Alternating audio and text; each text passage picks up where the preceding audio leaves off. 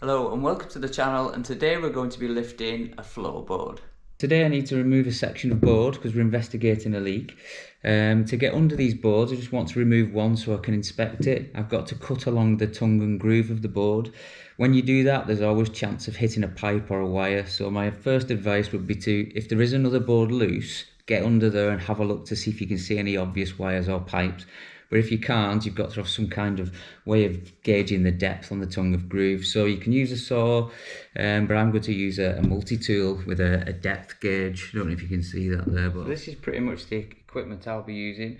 I've got a crowbar, I've got a multi-tool with a wood blade on it. I've got my depth gauge or depth stop, a hammer, a screwdriver. I'm pretty much going to try and lift a small section of board here to the wall to try and get access. As you may be able to see, I've come to another section of board here which has been lifted previously. I've just took the screws back out of it. And what I'm going to do is just try and see along to see if I can see anything, any obvious pipes. That will help us. If I can't, I've got to make sure that I'm very careful with my depth gauge. Took the board out and you can see the tongue and groove stuck in, because we've cut this out previously on both sides. And what we can use that for here is for our depth gauge, just to make sure that we don't go too deep. So if I show you that there, we can pretty much set the depth according to this here. So we'll do that now. I've got my normal wood blade here, but I've also got this depth stop stroke depth gauge on it, and all it is a little piece of kit that some comes with some kits, but you can buy these on the internet off eBay. And all it is a little stop, which means that we can fix this and then we can run along without ensuring that we've got a consistent depth. So if I put my blade back on, I'm going to put it on the angle, and then I'm going to set my blade according to the angle here. So what I'm going to do is position it up so it's just touching the tongue and groove there, and then once it's in position, I think that's about right. And you can see that we're not going to cut any further than the board, so this will help us stop us going through any pipes. So we can tighten that up, and there is a small Allen key which we can tighten it up with as well. And all I'm going to do is run it across and cut just the tongue, and hopefully it'll miss the beam as well. So don't forget your PPE, and we'll make a start on this now.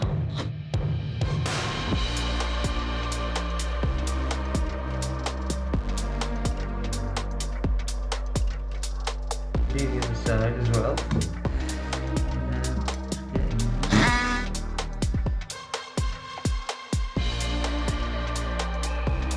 And also just going to line it up here as well, just to make sure that we don't go through the board. See that the panel pins are here, so I'm going to cut it on this side. I'll show you the other one that we did previously, so this one here. And that means that the board will flip up and be able to remove it much easier. So I'm going on this side. Now I'm going to run it across and then I'm going to plunge it.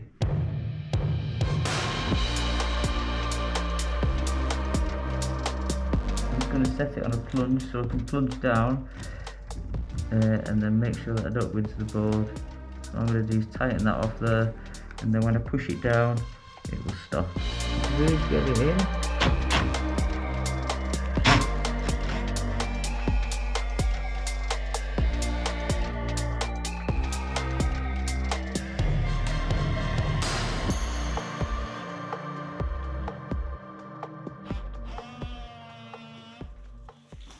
Right, quick tip. This thing is not perfect and you've still got to be careful. When this vibrates, you'll appreciate that if that's not tight, it will loosen and move across, which is not what we want.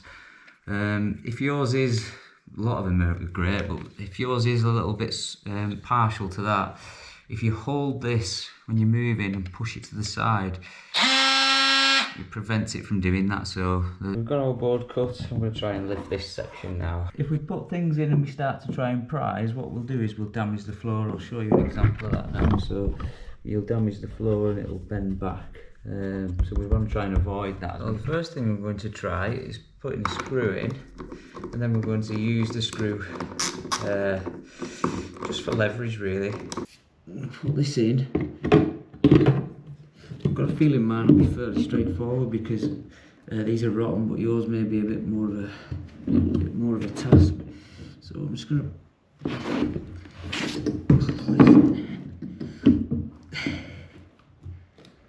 you go, it's coming.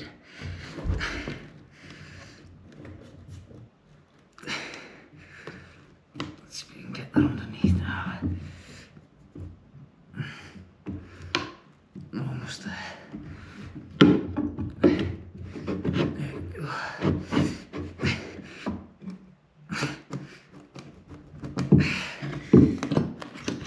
we go. Right, so just try and show you another example.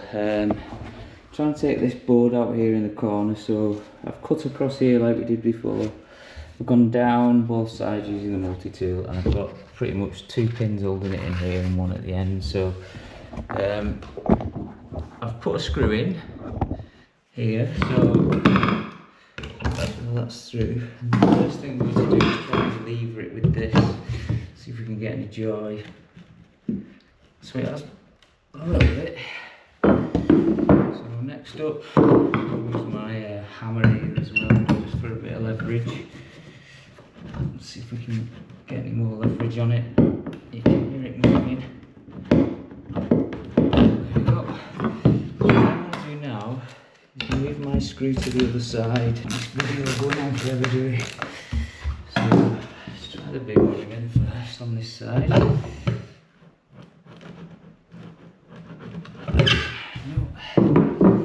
Again,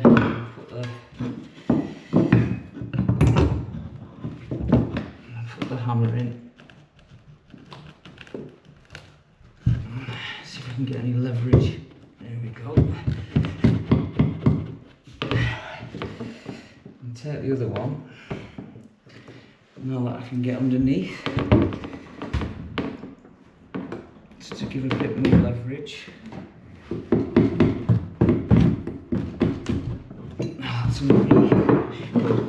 Be able to work my way down now. There we go. There we go. As you can see again, using that technique, minimal damage on the cutting.